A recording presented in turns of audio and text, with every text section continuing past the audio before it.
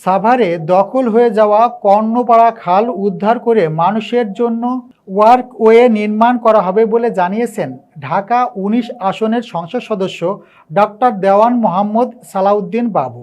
সাভার থেকে প্রতিনিধি নাসিম খান জানান, শুক্রবার বিকেলে সাভারের ব্যাংক টাউন এলাকায় ব্যাংক টাউন আবাসিক গৃহ নির্মাণ সমবায় সমিতির পক্ষ থেকে তাকে দেওয়া এক সংবর্ধনা অনুষ্ঠানে যোগ দিয়ে তিনি কথা জানান।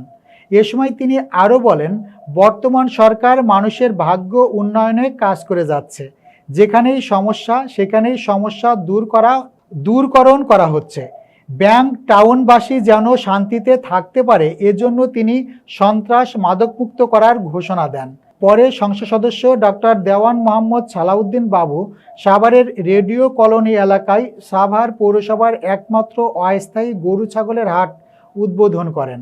এ সময় ঢাকা জেলা বিএনপির সাবেক যুগ্ম সাধারণ সম্পাদক লায়ন মোহাম্মদ খোরশেদ আলম, সাভার পৌর বিএনপির সাধারণ সম্পাদক বদিউজ্জামান বদি, ঢাকা জেলা বিএনপির সাবেক যুগ্ম সাধারণ সম্পাদক শরীফুল আলম উপস্থিত ছিলেন।